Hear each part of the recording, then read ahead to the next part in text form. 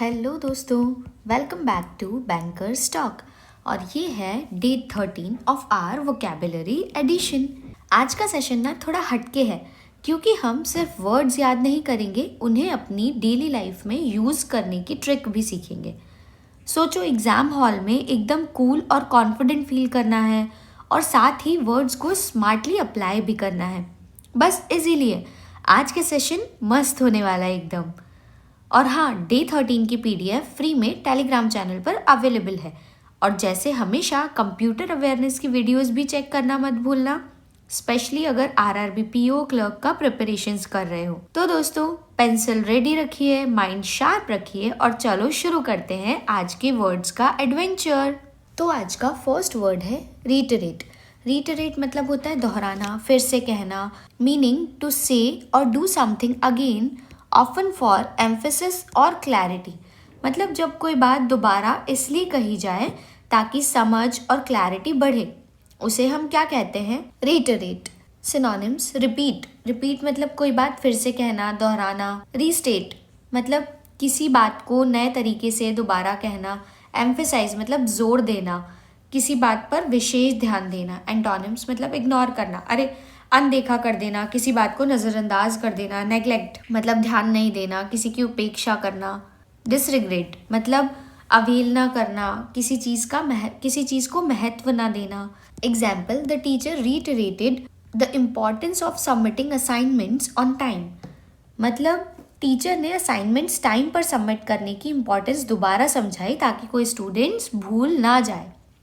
आप सिंपली इसको real life example की तरह ऐसे समझो कि जब मम्मी रोज़ रोज़ कहती है कि पढ़ लो वरना बाद में रिग्रेट करोगे, तो वो क्या हो जाता है? रीटरेट हो जाता है।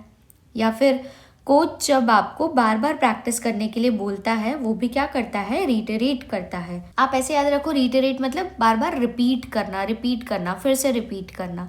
चलिए अब इसका एक क्वेश्चन देख लेते हैं। Let's start with the timer.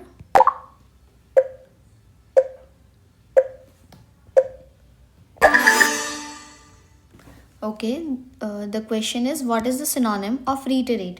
Reiterate मतलब अभी हमने देखा जो कि चीज़ बार बार दोहराई जाती है, ठीक है। तो इसका सिनोनिम हमने देखना है।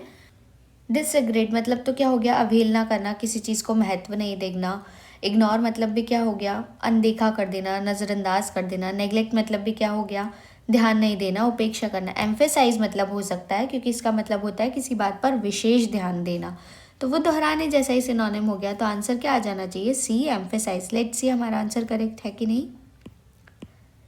बिल्कुल सही है भाई हमारा answer. Now let's move to the next word which is pittance. Pittance मतलब तुच्छ राशि।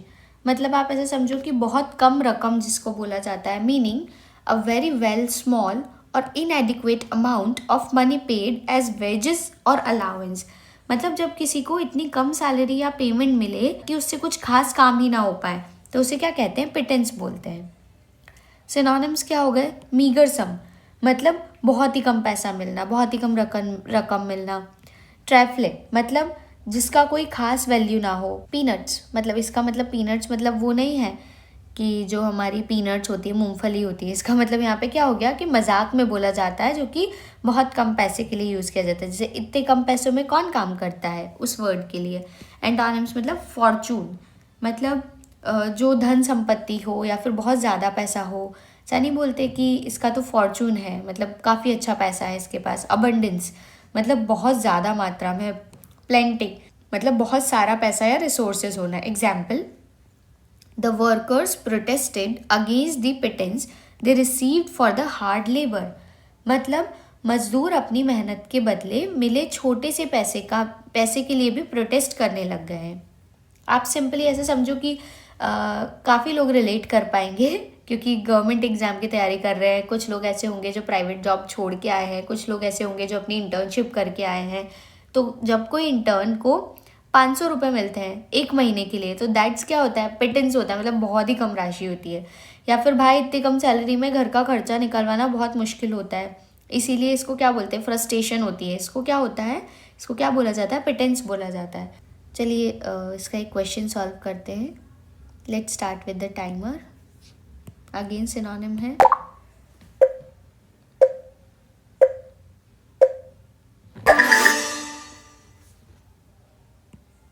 Okay, what is the synonym of pittance? Pittance मतलब हमने देखा जो बहुत ही कम है, तो अबंडेंस तो क्या हो जाएगा, जो बहुत ज़्यादा है। प्लेंटी मतलब भी क्या हो गया, जो बहुत ज़्यादा है।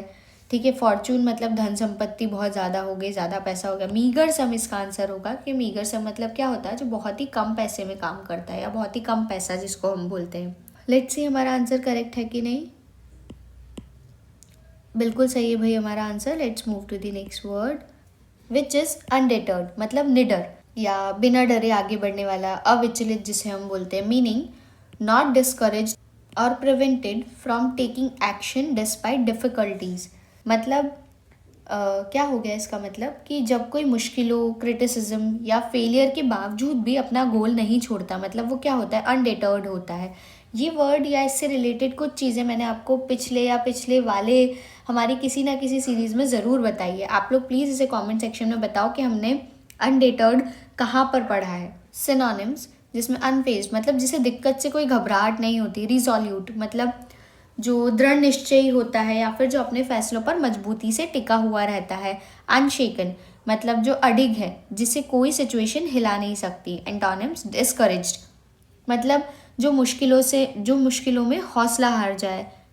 इंटिमिडेटेड मतलब क्या है, जो किसी से या किसी की बात से घबरा जाए। ऐसा नहीं बोलते कि आप मुझे इंटिमिडेट मत करो, मतलब आप मुझे घबराहट वाली चीज़ मत बताओ, मैं डर जाऊंगी, है ना। मतलब हेजिटेट मतलब जो एक्शन लेने से पहले डाउट करता हो। Example, undeterred by the criticism she continued her campaign for the social justice. इसका मतलब है लोगों के तानों और क्रिटिसिज्म के बावजूद भी वो बिना डरे अपने मिशन पर बनी रही। और मिशन क्या था, सोशल जस्टिस के लिए campaign. I guess everybody knows who's Neeraj Chopra. उनका एक एग्जाम्पल हम ले सकते हैं कि नीरज चोपड़ा बारिश हो या प्रेशर अनडिटर्ड रहते हैं फील्ड पर। एग्जाम में 2 बार फेल होने के बाद भी स्टूडेंट फिर से पढ़ता है, उसको क्या बोलते हैं, अनडिटर्ड वॉरियर है वो। वैसे तो फेल ही नहीं होना चाहिए बट ठीक है, वो भी अनडिटर्ड हो गया जो निडर है। चलिए अब इसका एक क्वेश्चन देख लेते हैं। Let's start with the timer.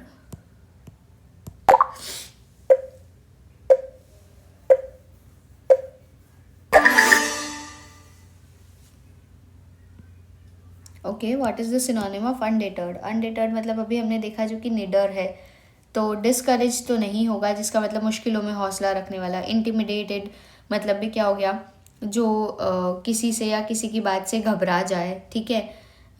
Hesitant मतलब भी क्या हो गया, जो एक्शन लेने से पहले डाउट करे। ओके, तो आंसर क्या आ जाना चाहिए, रिसोल्यूट। रिसोल्यूट मतलब क्या हो गया, दृढ़ निश्चयी, जो अपने फैसले पर मजबूती रखता हो। लेट्स सी हमारा आंसर करेक्ट है कि नहीं। बिल्कुल सही है भाई हमारा answer. Now let's move to the next word which is bygone, मतलब बीता हुआ। ऐसा नहीं बोलते जो चीज़ बीत गई है, पुराना समय जिसे हम बोलते हैं। Meaning belonging to an earlier time, मतलब पास्ट से जो बिलोंग करता है। जब हम किसी पुरानी बात, युग या ज़माने की बात कर रहे हो जो बीत चुका हो, तो उसे हम क्या बोलते हैं, बायगॉन बोलते हैं।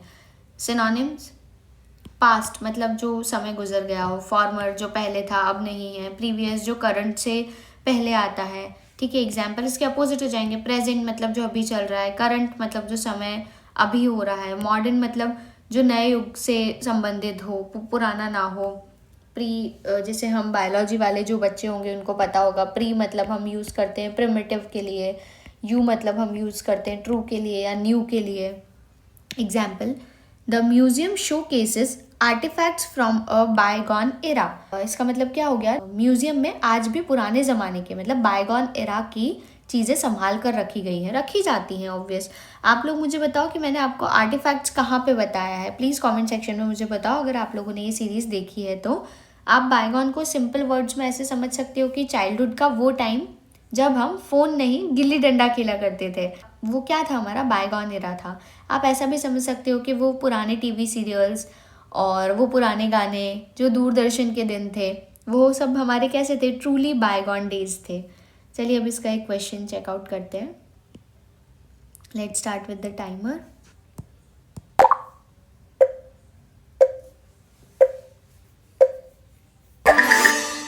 Okay, what is the synonym of bygone? मतलब अभी हमने देखा बायगॉन मतलब जो पुराना होता है। ठीक है, तो फॉर्मर मतलब इसका आंसर होना चाहिए जो कि बीत चुका है, जो पहले था अब नहीं है। प्रेजेंट तो हो नहीं सकता क्योंकि जो पुराना है वो अभी कैसे हो सकता है, मॉडर्न आने वाला हो गया। करंट अभी हो नहीं सकता, तो फॉर्मर क्या हो गया, जो पुराना था। लेट्स सी हमारा आंसर करेक्ट है कि नहीं। बिल्कुल सही है भाई हमारा answer. Now let's move to the next word which is sword. Sword मतलब क्या हो गया, बिगड़ना हो गया या खट्टा पड़ जाना जिसे हम बोलते हैं। Meaning to become unpleasant, bitter और unfriendly often due to the disagreement और कॉन्फ्लिक्ट। सिंपली आप ऐसे समझो ना कि जब कोई चीज़, रिश्ता या कोई सिचुएशन पहले अच्छा था पर अब बिटर, अनप्लीजेंट या खराब हो गया है, तो हम उसे क्या कहते हैं, इट हैज़ सॉर्ड।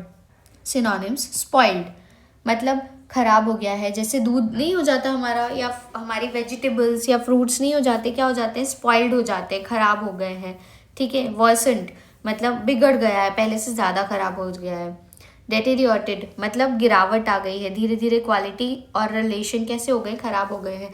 इसी सीरीज़ में मैंने आपको डेटेरियोटेड का भी एक और मीनिंग बताया था। आप लोग प्लीज़, अगर किसी ने कोई भी वीडियो देखी है तो उसे इस वाली वीडियो में बहुत सारे ऐसे सिनोनिम मिल जाएंगे जो हम किसी ना किसी एक सीरीज़, किसी ना किसी एक डे में रिलेट कर पाएंगे। तो आप प्लीज़ मुझे कमेंट सेक्शन में ज़रूर बताइए। एंटोनिम्स इम्प्रूव्ड मतलब सुधर गया है, सिचुएशन बेटर हो गई है। मैंडेट मतलब रिलेशनशिप या चीज़ रिपेयर हो रही है।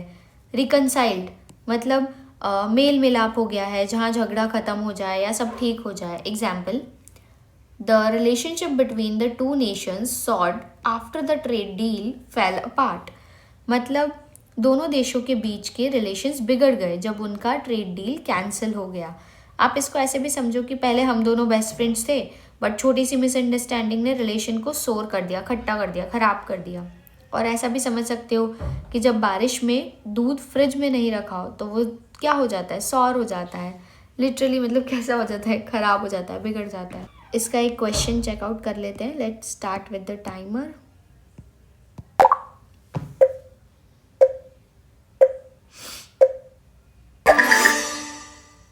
Okay, what is the synonym of sort. Sort मतलब अभी जस्ट हमने देखा कि खराब हो जाना। तो इम्प्रूव मतलब तो क्या हो गया, सही हो जाना। मैंडेट मतलब भी क्या हो गया, ठीक हो जाना, रिलेशनशिप का रिपेयर हो जाना। रिकनसील मतलब भी सेम चीज़ हो गई कि मेल मिलाप हो जाना, झगड़ा खत्म हो जाना, सब ठीक हो जाना। वर्सेंट मतलब क्या हो गया, जो चीज़ खराब हो गई और वर्स हो गई है। ठीक है, तो आंसर क्या आ जाना चाहिए, बी वर्स। लेट्स सी हमारा आंसर करेक्ट है कि नहीं।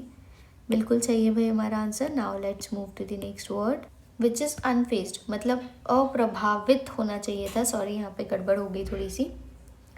मतलब आप ऐसे समझो, मीनिंग नॉट डिस्टर्ब्ड और अफेक्टेड बाय समथिंग मतलब जब कोई स्ट्रेस, क्रिटिसिज्म या प्रॉब्लम के बावजूद भी बिल्कुल डिस्टर्ब ना हो, तब उसे हम क्या कहते हैं, the person is unfazed. Synonyms unaffected मतलब प्रभावित ही नहीं हो रहा है, जिसे कोई असर नहीं हो रहा है। काम शांत है, सिचुएशन चाहे जैसी हो, अपने आप को कैसा रख रहा है वो, रिएक्शन सेम दे रहा है। इनडिफरेंट मतलब उदासीन है, मतलब ना ज़्यादा खुश है ना ज़्यादा टेंशन है। न्यूट्रल जिसे हम बोलते हैं। एंटोनिम्स डिस्टर्ब्ड मतलब परेशान है, जो तुरंत टेंशन ले लेता है।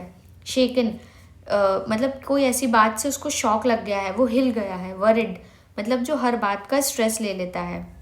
Example, despite the criticism he remain unfazed and continued his work मतलब कि लोगों के क्रिटिसिज्म के बावजूद भी वो बिल्कुल अफेक्ट नहीं हुआ, वो अपना काम करता रहा। सिंपली आप ऐसे समझो कि आप एक जगह पर गए हो, मस्त जगह पर पार्टी करने, तो जब सबने आपके आउटफिट पर कमेंट किया, फिर भी आप कैसे रहे, अनफेज्ड रहे, मतलब आपको कोई फ़र्क नहीं पड़ा है।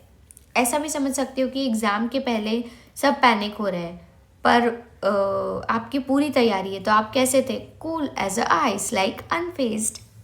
ओके, अभी इसका एक क्वेश्चन देख लेते हैं। Now let's start with the timer.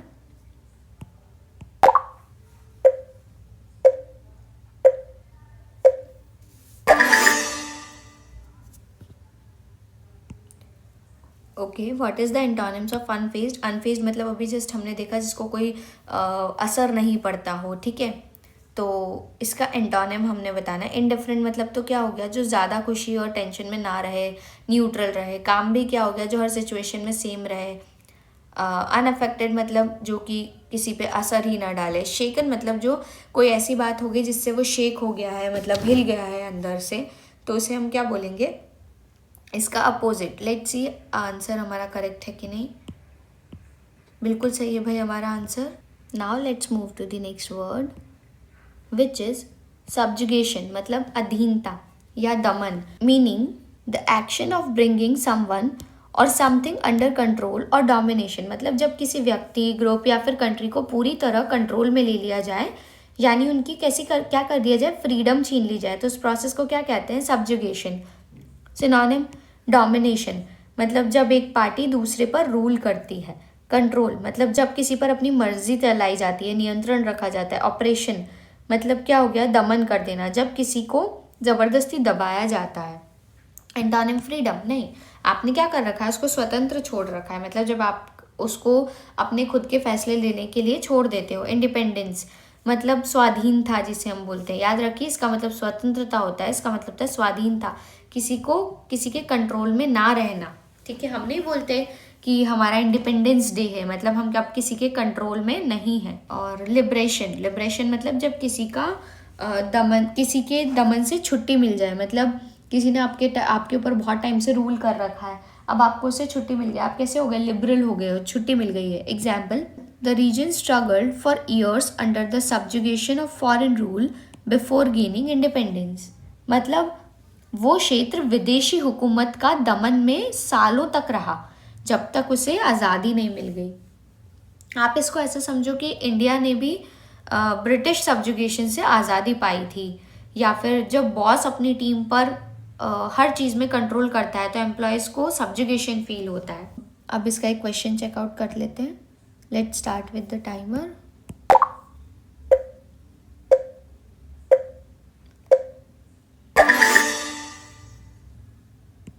Okay, what is the antonym, मतलब अपोजिट बताना है सब्जुगेशन का। सब्जुगेशन मतलब अभी हमने देखा जिस पे नियंत्रण रखा जाता है, ठीक है, तो अपोजिट बताना है। तो ऑपरेशन मतलब तो अभी जस्ट हमने देखा कि किसी से ज़बरदस्ती दबाया जाता है। डोमिनेशन मतलब भी सेम हो गया, किसी दूसरे पे रूल किया जाता है, ठीक है।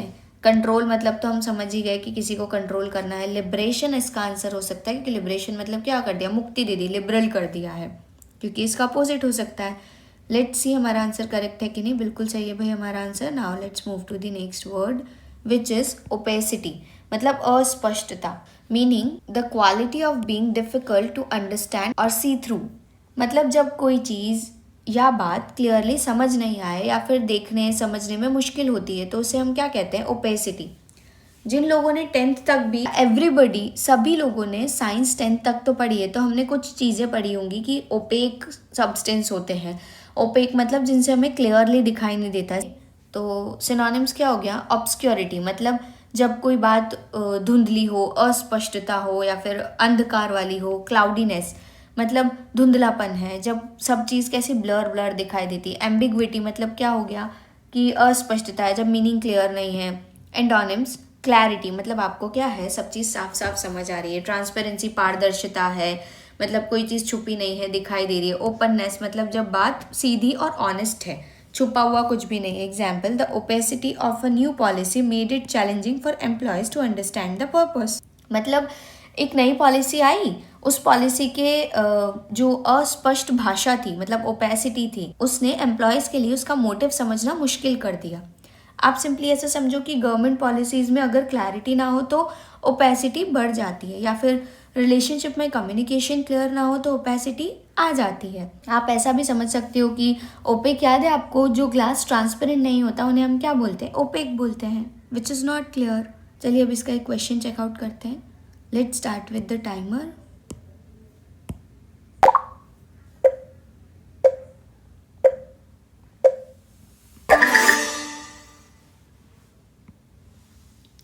ओके, एंटोनिम बताना है, अगेन अपोजिट बताना है ओपेसिटी का। ओपेसिटी मतलब जो कि धुंधला है, तो पहला ही आंसर इसका आ जाएगा। क्लैरिटी मतलब जो साफ दिखाई दे रही है, बाकी देख लेते हैं। क्लाउडीनेस मतलब धुंधला। एम्बिग्विटी मतलब भी जो अस्पष्ट है, क्लियर नहीं है।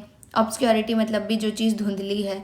तो आंसर क्या आ जाना चाहिए, ए, क्लैरिटी। बिल्कुल सही है भाई हमारा answer. Now let's move to the next word which is mushrooming, मतलब बाढ़ जिसको हम बोलते हैं, या फिर फैलना या तेज़ी से बढ़ना जिसे हम बोलते हैं। मीनिंग रैपिडली ग्रोइंग और expanding in size and quantity, मतलब जब कोई चीज़ बहुत तेज़ी से बढ़ती है या फैलती है, चाहे वो बिजनेस हो या आइडियाज़ हो या पॉपुलेशन हो, तो उसे क्या बोलते हैं, मशरूमिंग, मतलब ग्रोइंग है, रैपिडली ग्रोइंग है।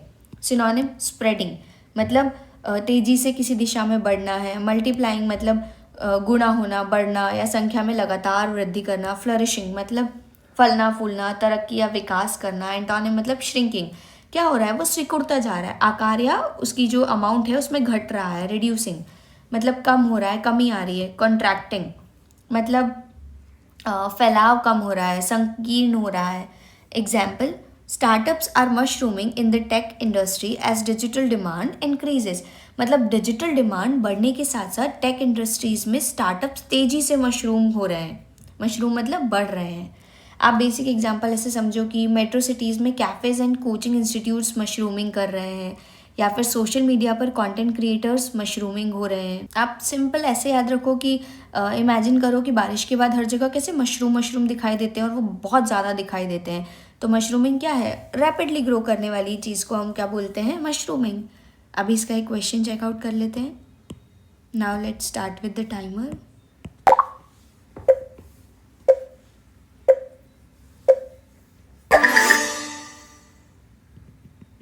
Okay, what is the antonym मतलब अपोजिट ऑफ मशरूमिंग। मशरूमिंग मतलब क्या होना है, जल्दी जल्दी ग्रो करना। तो मल्टीप्लाइंग मतलब तो बढ़ना, फ्लरिशिंग मतलब भी बढ़ना, स्प्रेडिंग मतलब भी बढ़ना। तो आंसर क्या आ जाना चाहिए, श्रिंकिंग, जो कि घटना होता है। तो लेट्स सी हमारा आंसर करेक्ट है कि नहीं। बिल्कुल सही है भाई हमारा answer. Now let's move to the next word which is imprudent. Imprudent मतलब क्या हो गया, ढीठ। आप याद करिए, मैंने इसके रिलेटेड भी आपको कोई ना कोई वर्ड ज़रूर सिखाया है। अगर आपको याद हो तो प्लीज़ कमेंट सेक्शन में बताइए। इम्प्रूडेंट मतलब हो गया ढीठ या जो कि जल्दबाजी करता है। Meaning not showing care for the consequences of action और रैश। मतलब जब कोई व्यक्ति या कोई पर्सन बिना सोचे समझे या फिर परिणाम की परवाह किए बिना कोई काम करता है तो उससे जल्दबाजी में डिसीजन लेता है, तो उसे हम क्या कहते हैं, इम्प्रूडेंट कहते हैं। सिनोनिम्स, अनवाइज मतलब बिना समझदारी के निर्णय ले लेना या डिसीजन ले लेना। रेकलेस मतलब जो बहुत लापरवाह है, जो रिस्क के बारे में नहीं सोचता। अनवाइज मतलब जो समझदार नहीं है वो भी होता है। थॉटलेस मतलब जिसका कोई थॉट ही नहीं है, मतलब बिना सोचे समझे, बिना परिणाम या फिर डिसीजन की चिंता करे एक्ट कर देना। एंटोनिम्स मतलब प्रूडेंट मतलब अपोजिट क्या हो गया, समझदारी से काम ले।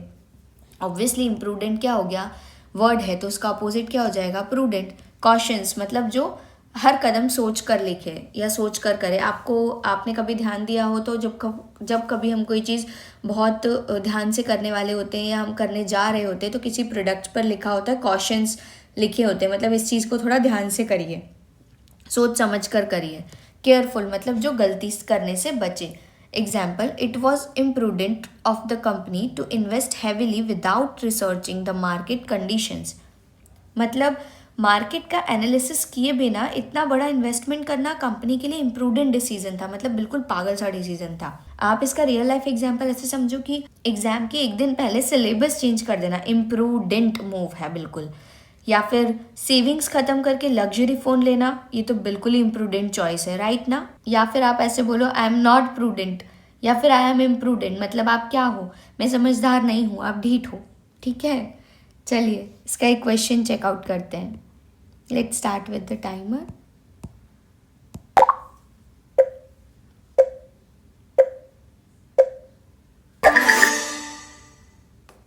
ओके, एंटोनिम बताना है इम्प्रूडेंट का, तो वो तो हमें यही दिख रहा है कि प्रूडेंट लिखा है तो हर कोई यही टिक करके आ जाएगा।